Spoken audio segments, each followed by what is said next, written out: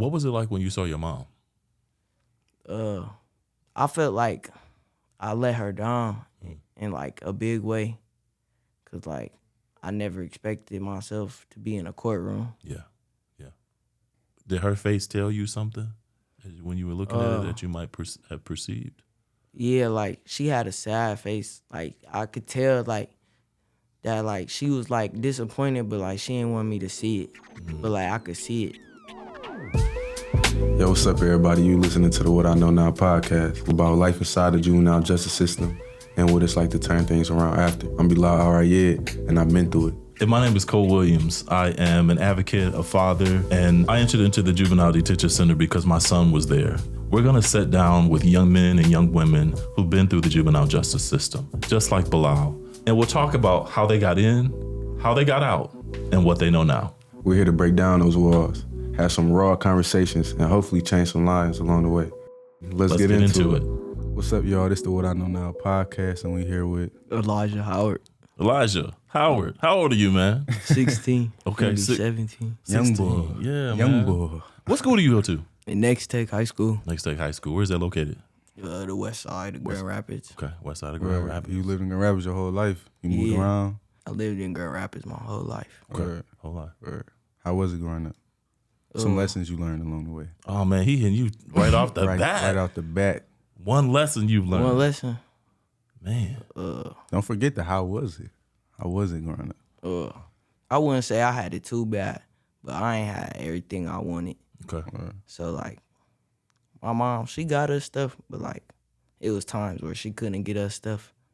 But what I learned growing up was like, I don't know, I feel like I grew up fast because I took on a big responsibility at a young age. So one thing I learned growing up is don't have kids. Okay. That's my biggest thing. Not having children. Yeah. That's good. Okay. Not having children at a young age or not having children at all? At a young age. Okay, got you. Yeah. Got you. Not Like, having children at I all. got to own a house first. Okay, got you. Hey, Okay, then. that's wise. You're talking about assets. Yeah. Yeah. 16. You feel me? That's it. Word. Tell me a little bit about yourself. How did you get here? Like 3 years ago, I started getting in trouble with the law. Nah. For real? Yeah. Okay. So you started getting in trouble with the law. So at 13, Okay. Yeah. You started young. Yeah, so then I was on probation for a year. I got off the first time. Then I ended up getting back on it. And then that's when I got my last PO, Amanda, and she put me in contact with Mr. Cole. Man, so we told him shout out to Miss Amanda. Yeah. Oh, we shout Miss Amanda out? Yeah. Yeah, we got to shout Miss Yeah. Amanda out. Come on, Miss Superhero. Amanda. Superhero. Yeah. Okay. So Miss Amanda contacted us, and we are part of the Delta Project to connect with you in one of our programs called Boys to Mentors. Yeah. Okay. So tell us what it was like, because not everybody gets an opportunity to kick it with me and Bilal. So what was it like So- coming in contact with us? Look, when I first Talk to me. when I first came into the program, keep it 100, Yeah. I was like, y'all came to the school on Fridays or whatever, and then I was like, this just a little thing. I'm not finna take it serious. And then, but like, I'll say like after the first 3 weeks, y'all start like Bilal here text us when we out of school. Okay. Like, what y'all doing? And then like y'all started planning stuff for us to like do bigger and better things with us. And like I think the first thing was, I forgot what it was, but I know Bilal texted us about something. And then I just remember we came to the school that Friday. Or no, it was Mr. Cole. You helped me, you put me in contact with the dude for the to become electrician. Oh, that was Yeah. We gotta shout that out. That was Brian from Youth Build. Yeah. Shout out to He put Brian me from in Youth Build. yeah. Yeah. That's right. Yeah. And then I just started working with y'all, and now I'm here. Yeah. Right. Yeah. Right. So Elijah, tell us this, man. So 13 on probation. Yeah. How does a 13-year-old find himself on probation? My first ever case was an assault charge. Okay. I got into a fight, and the kid mom had ended up calling the police and pressing charges on me. Okay. But this was at school? No, it was at a outside, park. Outside of school? Yeah. Okay. So in the community at a park. Yeah. Okay. What was it like What was it like? Were you arrested? Was it just the police? I was arrested. You was They took me arrested. to the juvenile. I was there for a day. My mom got me out the next day. Okay. They gave me a PR bond. Okay. What was it like getting in? Because I've never been in the police in the police car. What was that experience? What like, was that walking getting- through? like you walking left through the park. doors? Did you- So look, we was at the park. We ended up fighting, and then I go home, and then he knew where I lived, so his mom sent the police to my house. I ended up getting arrested, and then they took me to the jail. What were you thinking when you got arrested? I was scared. Scared? Yeah, I'm thinking Okay. it's like prison. Like I'm finna go in there. And I'm little. Yeah, they finna yeah. beat on me. Okay. All types. Okay. So that's what's going on in your mind as you're driving. Especially when we pulled up to the jail to get my fingerprints and stuff. I'm thinking I'm going to the jail. Like I didn't even know it was a juvenile at that time. Okay. And then that's when they told me, they was like, I asked them, I was like, I'm going to the jail. They was like, no, we gonna take you to the juvenile. I was like, I ain't never been there before. Okay. So when you were did anybody walk you through, okay, this is going to be, when you get out of the police car, you're going into here, you're going to get fingerprinted. Did anybody walk you through that, tell you, or you just was experiencing it as it was happening? I was just experiencing it as it happened. Wow. Like, the officer, he wasn't telling me nothing. The only time he talked to me is when I asked him something. Wow. Okay. Okay. So you're in the police car, driving through your community, get to the jail, not knowing what it is, didn't know there was a detention center, get fingerprinted, now you show up to the detention center. What's that first night, first day experience like for you? The first night, so I got there at like 3 in the afternoon. So I ended up I remember I went to Echo, and I was there. What's Echo for folks that don't know? Well, let's rewind. Okay. How was intake? Intake. Like, because we talking about the process of the jail, the fingerprint, all that. How was intake? Intaking, it was, they got you, they put you in a cell, and they just hold you there until really whenever a staff can come and process you. So I was in there for like an hour, and then they pulled me out. They took my picture. They like asked me everything I had. I had some earrings in. They put like your little, if you got money or anything, they put it in an envelope for you. Okay. And then like all your jewelry and that. And then they had me, they sprayed some light stuff in my hair. And then they told me get in the shower. They had me do this little squat and cough. Yeah. Yeah, that was embarrassing. You butt naked, got a squat and cough in front of a grown man. That you didn't know. Yeah. Did anybody talk to? Was anybody telling you this? Yeah, when I got to the juvenile, they was telling me what to do and like helping me out. Okay. And then like I had to like read this little it was a little folder, and it had like, it was telling me about the program and stuff about the juvenile. Okay. And then I had to do like a little test on it. It was easy. Okay. Okay. So you get through intake, right? Because okay. And now you Past that point, now you go ahead. Yeah, they had me change, and then they took me to the unit. Yeah, by that point now is where you at Echo, right? Yeah. Now, can one of y'all explain Echo? So is it? You're saying the name, but It's most like, of us don't know what that is. So it's units in the juvenile. It go Alpha, Bravo, Delta, Charlie, Echo, Fox. Okay. And then it's some other units, but that's the residential side. Okay. So it go based off your age. So Echo is for all the youngest kids. I think like if you under 14, you go on that unit, or 15, you go on there. Like you guaranteed that's your age limit. Okay. So I went there, and then they had me in my room for like 2 hours. And then when dinner came, they brought me out to a table, and then I ain't even eat it. And then somebody did ask me for my burger. I gave it to him, cause like I ain't even want to eat, cause like I'm thinking it's gonna be nasty. Okay. Like I was just hoping I go home. Like, and then that night, showers came. I ain't gonna lie, that's when I was scared, cause like they was sending 2 people in the shower at a time. I'm like, what if he? Hold on, I don't know how long I don't know what he got going through his mind. Yeah. Yeah. So like, it was scary. Yeah. So what you say you gathered from that first experience, being 13 years old, and there in that space, like, what did you get from it? What changed you? How did it affect you? I ain't gonna lie, doing that little day, it did put a little fear in me, like, if what's jail really like? So that I feel like that's part of the reason I completed my probation the first time, and I was able to get off. Okay. Yeah. Right. Wow. And do you think fear helped your change? Or would you say like the thought of it made you like reconsider your actions? I say the thought of it, cause like, I say a year ago, like I ain't think I was gonna ever get off probation and like be doing what I'm doing now.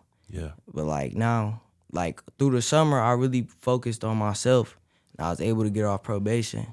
And then now that school back started, I'm focused on graduating early. Okay. And congratulations on that. Yeah. Thank you. Yeah. So Elijah, take us back to probation. So you get out of detention. Yeah. You free, get all your things, you're back home. Do you know what the next step is? Yeah, I don't remember her name, but she was a white lady. Okay. And that was my first probation officer. And she was like telling me, she was like, "You're so young." She was like, "You're one of the youngest kids I've ever had on my case," and stuff like that. So like she was really explaining it to me, and she was like when I was that young, she ain't never drug test me or nothing. I wasn't smoking, so I would have passed either way. Right. But she ain't drug test me, and then like she just had me come see her like once a month. Okay. And then I was only on it for 6 months. Okay. So for those who don't know, when you're on probation, there are a host of things you have to follow, right? They call it the conditions of your probation. Right. Can you talk a little bit about what were some of the conditions of your probation? I had to go to school, make sure I was at school on time every day. Okay. I couldn't be out past 9 o'clock. And then the biggest one was like the judge, he really just wanted me to focus on school. Like that was his main thing. So like the first 3 months when I had my first review hearing, I was doing bad in school. That's the reason he ain't let me off. Okay, so I'm gonna pause right there. What's a review hearing? So like as a juvenile, basically every 90 days they gonna give you a court date. Depending on, it don't matter if you locked up, if you out, but like as long as until you off probation, you gonna see your judge every 90 days. Okay. To see how you doing either in the juvenile, in the community, or wherever you at. Okay. What was it like seeing a judge for the first time for you? It was scary. How so? Cause when I went, I had to go in the courthouse, and I was with my mom cause I got out the next day. Like I did the little Zoom thing at the juvenile, and that was scary cause like she was telling me, she was like, you could get like 2 years for this. And then like they always say the maximum that the charge holds to like put more fear in you. So like once I heard that, that's what I feel like that's what really put fear in me. Okay. So have you ever been, like 3 years ago, that's around COVID, right? Yeah. So it was a lot of Zoom. Have you ever experienced a judge in real time, like in real life physically? Yeah. Were you incarcerated when you experienced a judge? Yeah. Can you talk about that? Like So waking up, going there, sitting in the cell. So I had court the first time I ever went. I had court at 9. They came and got me at like 7. The juvenile gave me a little breakfast bag. They come get you from your room. They take you to where you get admitted into the juvenile lot. The sheriff officers waiting there for you. Oh wow. And then they gonna have you take off your shoes. They gonna give you some shower slides.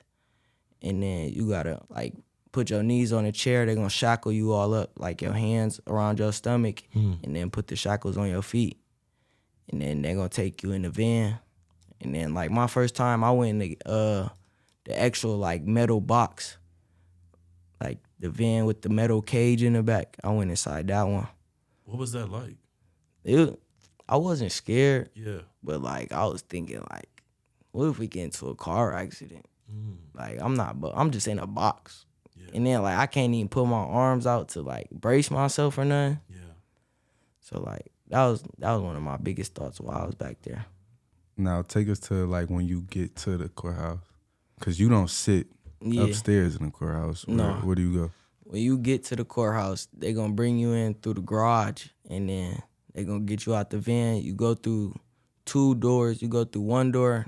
As soon as you go through, they gonna lock that one, open the second door, and then they gonna put you in. It's like, I think it's like 7 juvenile cells that they got down there. And when you look left and right, what do you see? It's just big rooms with the adults in them. So like, And how was that? Like, was they saying anything? no, the first time I ain't seen no adults, but like I seen them after they put me in a room and they had the little window open. They brought some adults in there, and I was just looking at them through the thing. And then What were you thinking? I wasn't like, I don't know, Okay. because like all I know is it was one dude. He looked at me. I stopped looking out the window because like he looked like he was he looked like he was in there for something serious. Yeah. Like, Okay. So how was the cell? Is it different from the juvenile cells that you've been in? yeah, it's way different. It's just like, it's a concrete brick and then like concrete bench along the whole wall. And then like when I was in there, it was like everybody done wrote a whole bunch of stuff on the wall with pencils and stuff. So like it's gangs everywhere in there. And then it's just a toilet. And then you still in your shackles while you sitting in there too. How long? I sat in there for like an hour and a half. In your shackles. Yeah, before they came and got me.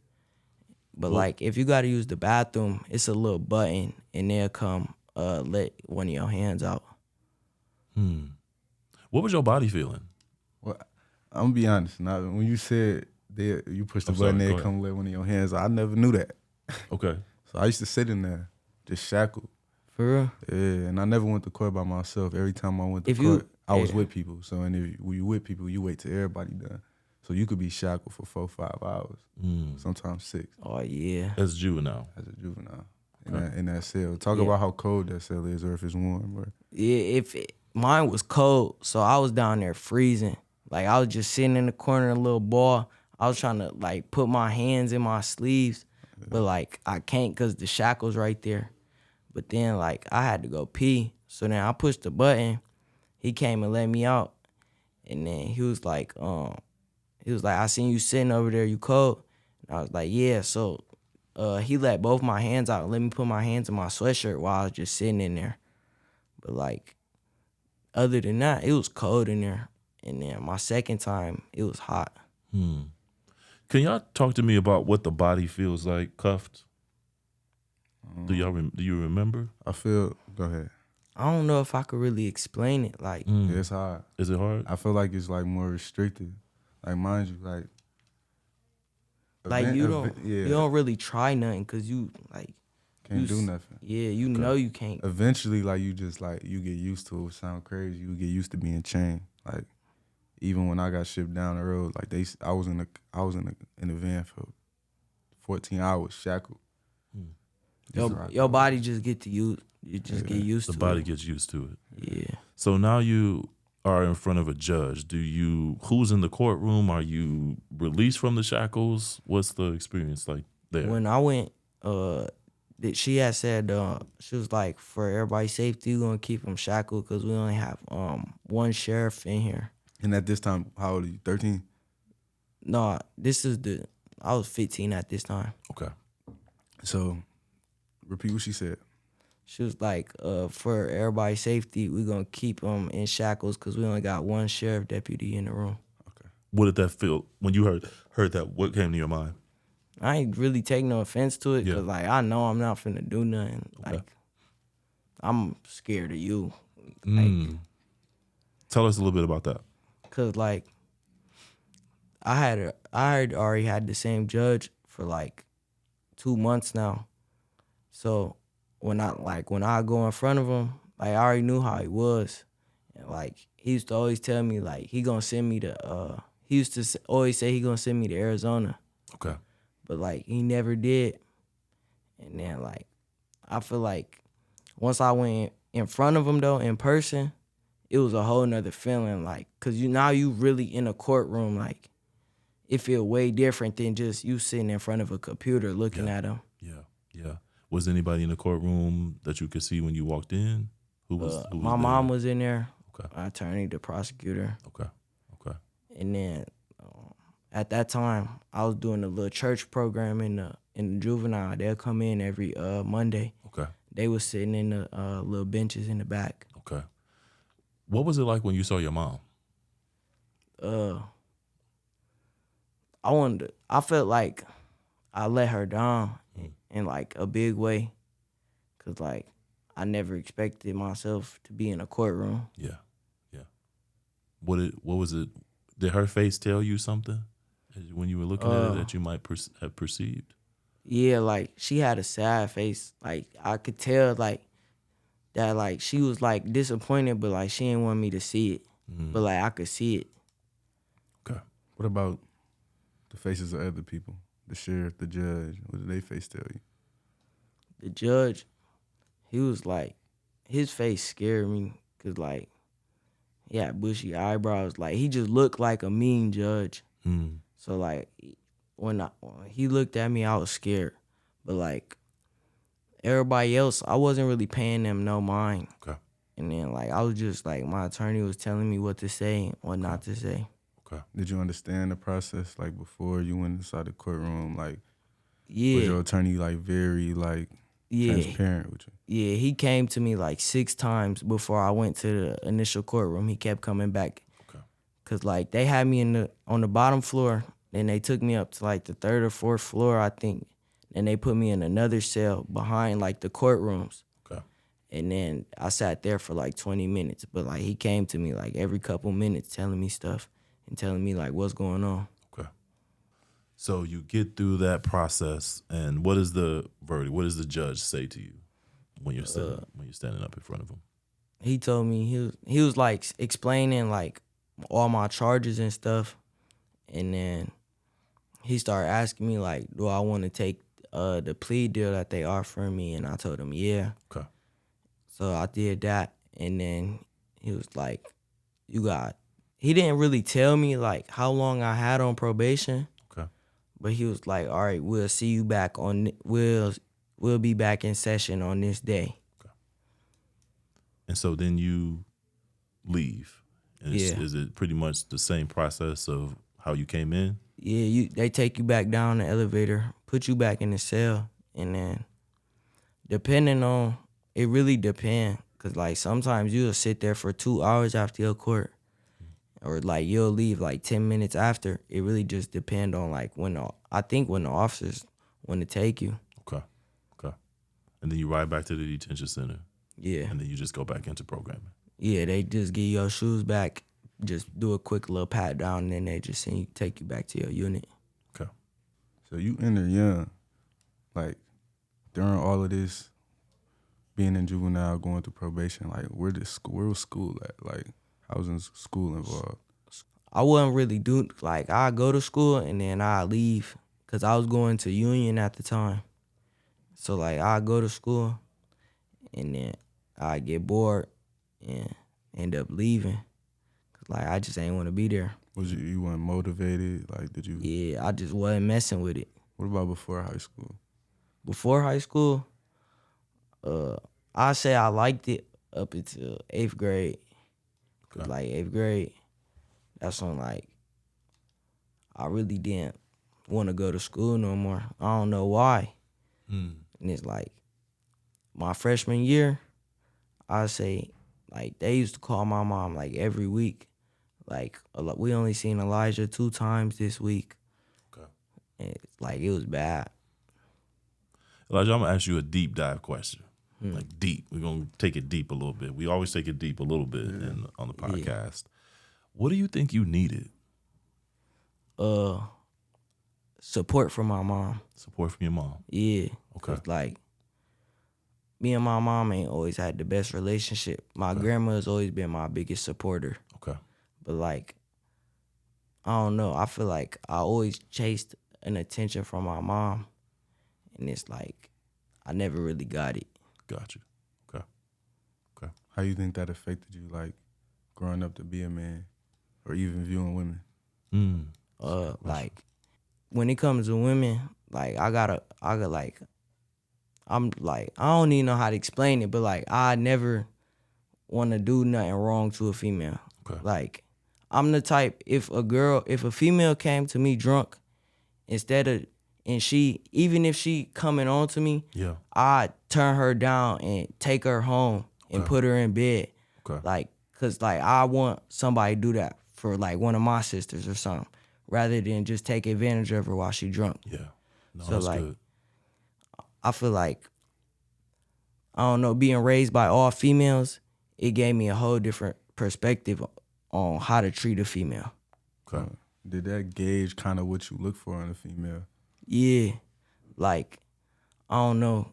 Like, my problem right now is I'm attracted to older females. Okay. Cause like they got being things going, honest, they got Well- they got things going for themselves. Okay. And So like so you I, like attracted to. You like Yeah. stability. yeah, and like I feel like I got things going for myself too. Okay. So like, I don't know.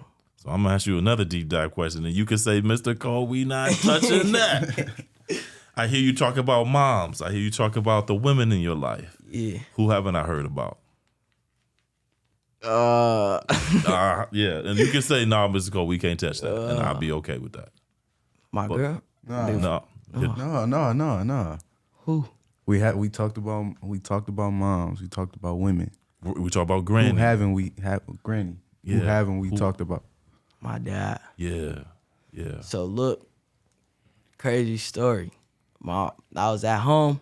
Okay, I was 11 at the time. okay, No, I was 14. I don't know why I was thinking I was 11, cause it was after I got off my first probation. okay. I was at home, and my mom, she came back. She was like, she came in the house. She was like, you want to meet your dad? And like I looked at her. She just came home one day and just Yeah. said that out of nowhere. No, she was home. She told me she was going to the gas station, Yeah. and she came back and she asked me that. Okay. And I looked at her confused. What was your feeling when she said that? I was nervous. You were nervous? Yeah. Yeah, I know that feeling. So like, What was running through your head? Like I that's don't- crazy. Just like, one day, like you want to meet your dad. You never met him. You never met him up until No, this point. I never met him Never before. met him. Did you know what he looked like at least? No. Okay. So like when I was born, my dad didn't believe that I was his kid. Okay. So he told my mom. He told my mom that. So then my mom ended up getting with another dude, and like his name was Matt. Shout out to him, because what he raised me from like, he was with my mom till I was like 6. Come on. Shout So, out like- to so, like, stand up dads who yeah, show up and show like, out. Yeah. He was a stay at home dad too, Okay. but like I don't know how, but he made his money. Yeah. 'Cause Yeah. what? For sure. So Sure. what? He was with me through like all when I was a baby and all that. He stayed home with me. So Okay. Okay. that was like up until I met my real dad. That was who I looked at as a dad. Like him and my grandpa was who I looked at as my dad. Okay. Okay. So grandpa was there. So there were men in your in Yeah, your but village. like I was, Okay. it was mostly females. Got you. Got you. Okay. Yeah. Okay. So now we Wow. back in the moment. What's going on in your Yeah, head? She so- told you this. I was nervous, and she was like, "He out back." So What? I went outside. I had on some gray basketball shorts, a white beater, and I put on my sister pink slides. I went outside looking crazy. Look, I go in the alley and I see him, and like when I saw him, it was like I could tell he was my dad. Like I looked just like him. Like me and my dad looked just alike. So like when I saw him and he saw me, he told my mom, he was like, it's no denying it. Like like he was like, I don't even want to go get a DNA test. Like I can just look at him, like all our facial features, what me and my brothers, we all look alike. Like my dad genes is really strong. So like I feel like when I'm gonna have a kid, I already know I'm gonna have a son. Cause like my dad got a lot of boys. And like my older brothers, they have kids now. They having sons. So So like- you look at your dad, he look at you, and instantly y'all both know, yeah, Yeah. bro, we yeah. So did y'all hug? right, what's like what going y'all on? do? You know? Look, he got out the car. He gave me a hug. Wow. We was just hugging. And then he was How did like, that feel? I was about to ask him the same. It was- Was it the hug? Was it like the dap in it? Or Or was was it it like like the the- hug? it was a real hug. Like, it was weird. Cause like I know he, like I got a feeling like he my dad. Like, like, you know, like it's just a feeling like, I know you, like, Even though I didn't, Yeah, you even didn't though know. I don't know you, I know you. Yeah. Yeah. Like you got an inside connection. Woo. So like, Mannerisms and all Come that. on, man. yeah, so like, it was weird. And then he was like, I had got in the car with him. He was like, I gotta go take you to meet all your siblings and your grandma and all that. And the pink slides. In the pink slides, bro. I'm telling you, bro. I completely forgot about that. Bro, You didn't even get a chance to bro, change. bro, First impression, everything. You know what I mean? The brother with the pink slides. You know what I mean? Like, what's going on? Wow. looking crazy. And then I found out he lived. So I used to live by Lincoln Park. So he lived like 2 blocks on the other side in the alley. And like I was always at the park, but I never knew he lived right there. That's crazy. And it's like when I found out who my older brother was, like it was weird because I used to see him all the time at the store. Wow. And like my friends used to always be like, y'all look alike, but he just had an afro. And then when I found out, like everybody at the park was like, we told you, yeah, bro. they We was like that's what they told were you. saying. They was like, we been telling you y'all's long lost cousins or something. Like That's crazy. Wow, man. Yeah, that's wild. That's an amazing story, man. So how is y'all now? Like, Yeah. yeah, so y'all still locked in? yeah, like That's what's up. I can still call him for anything. Yeah. That's amazing. That's ooh. Shout out to your pops, man. We gonna shout out to pops, man. Shout out to pops. All right. Yeah, for sure. For sure. Wow. So based on your story, your past actions, you know what I'm saying, criminal charges or anything like that, like what is something that you want people to know about you? Yeah. I don't know. I don't want to say I'm very like book smart, but like I'm very common sense smart. Like I know how to do a lot of things, and like if I really put my mind to it, I'm gonna get it done. That's good. That's good. Common sense ain't common. No, for real. You know what I mean? For real. So For that's real. good. That's good. What would people be surprised to know about you? That's a good one. Yeah. Yeah. Like how much stuff I know how to do. Like Okay. when it comes to like really, I wouldn't say like school, but like I know how to get through my school and all that. But like if you put me in a house with like and you need like framing done, drywall, roofing, any of that, I can get it. Like I know how to do all of that. And I learned that at a very young age from my dad and grandpa. Okay. So like that's what made me want to go into a trade. Okay. So you got the hand skills. Yeah. Yeah. Okay. That's good. Okay. That's good. We need That's that. good. Yeah. We need that. 100%. Yeah.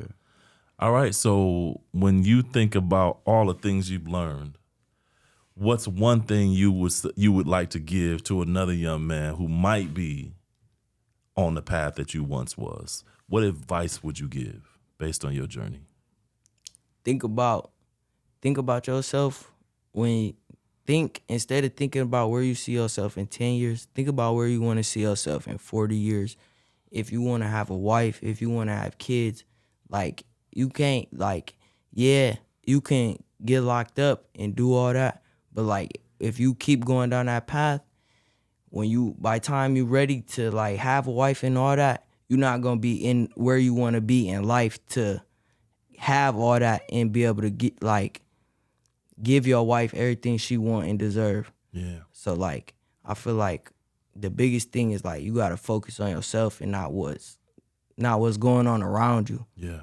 And like over the summer, that's what I really did. Okay. Focus on yourself. Yeah. Right. You put yourself first. Yeah. Right. You went through everything you went through at a young age, a very young age, younger than most. Yeah. You know what I'm saying? Going through what you're going through, being in your position, in your shoes. Would you change anything? That's a good question.